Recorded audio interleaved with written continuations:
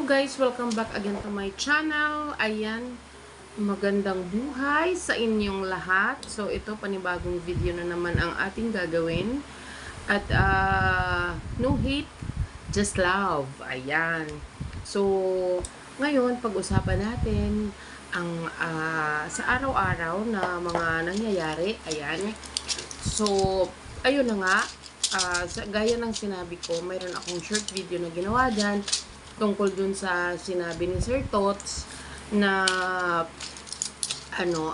tawag dito, nakausap na niya si Krishna na ayos na. So nagkaroon na rin siya ng guts na makapag-vlog.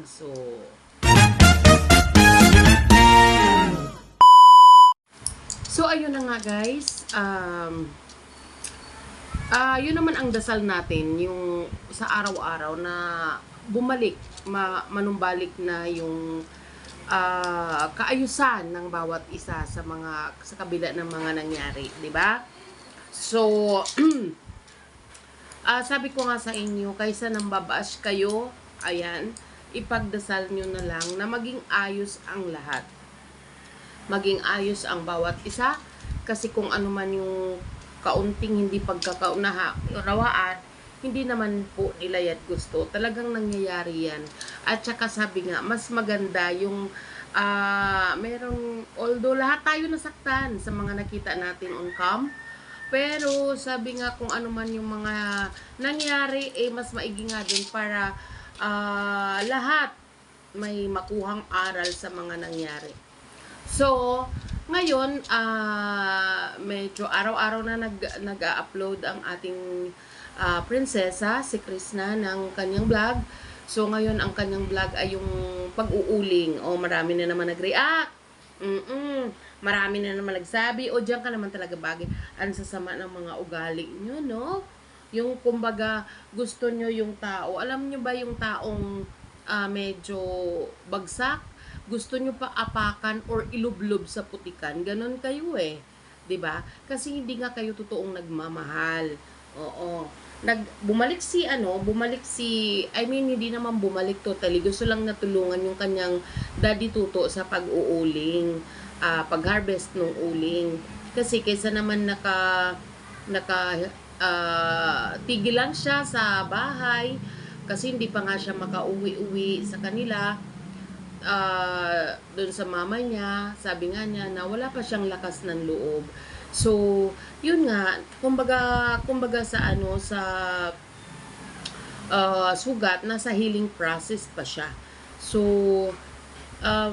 yun na nga, ilang araw na siyang walang tulog, kaya para malibang siya, tumulong siya na mag-harvest ng uling. So, tinawagan nga niya ang kanyang ate. Siyempre, ang taong ganyan na may pinagdadaanan, guys, alam nyo, lalo na kung ikay nakaranas na dati ng anxiety, ng depression, kailangan yan laging may kausap para malibang ka. Para ma-divert ang mga iniisip mo. Pag may kausap ka kasi, madadivert ang mga masasamang iniisip mo. Kaya tinawagan niya ang kanyang ate na lumuwas para may makausap siya, may makasama siya.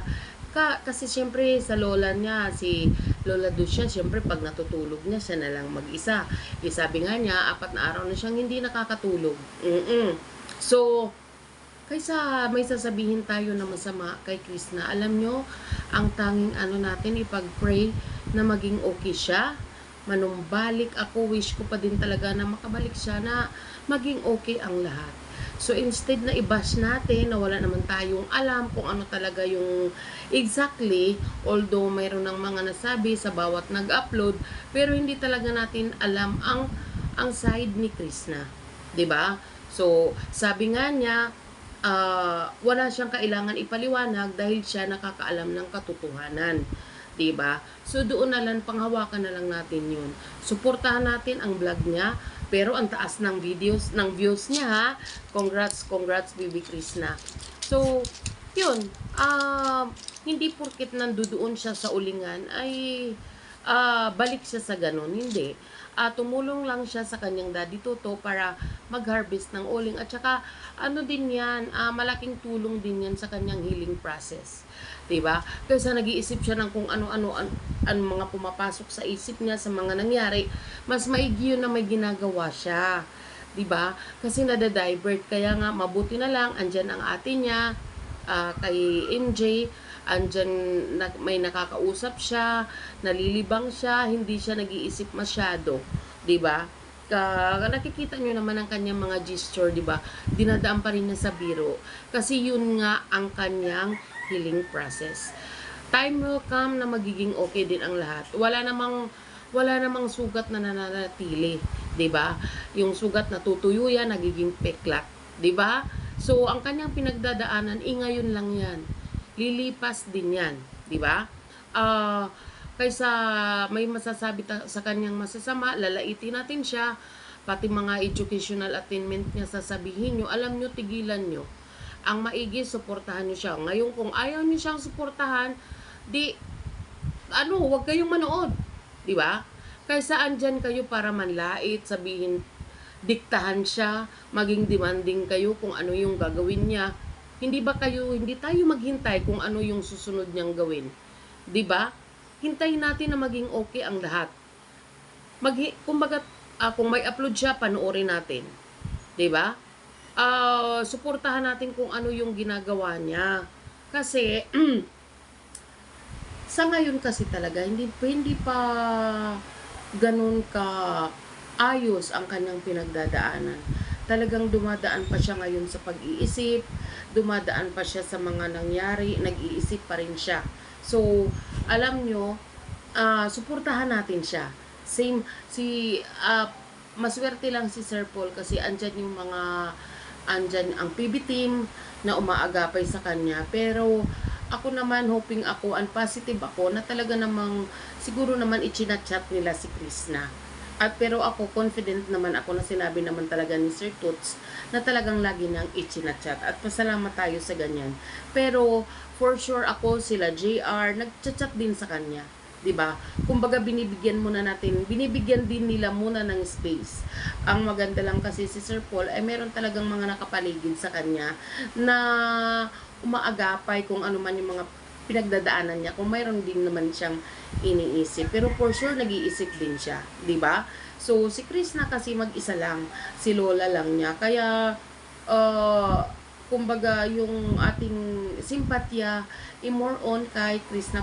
Pareho naman guys. Kasi ang prayer naman natin ay maging okay ang lahat.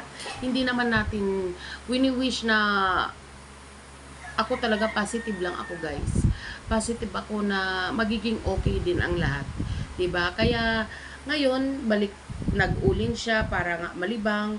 Dahil hindi ka talaga napakadali guys ang may iniisip ka na nakalugmok ka lang. Talagang mag-iisip ka, mapupunta sa hindi magandang gawain. 'Di ba? Kaya salamat doon sa mga nagsisimpatya, nagchat kay Krishna ng words of encouragement para hindi po siya makapag-isip ng kung ano-ano. 'Di ba? At ang ating dasal palagi ay maging okay.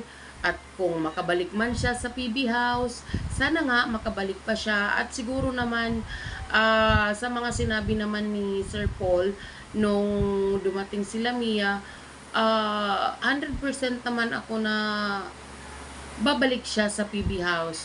Ang hindi lang natin alam kung gusto pa bumalik ni Krista sa PB House. 'Di ba? Pero sana.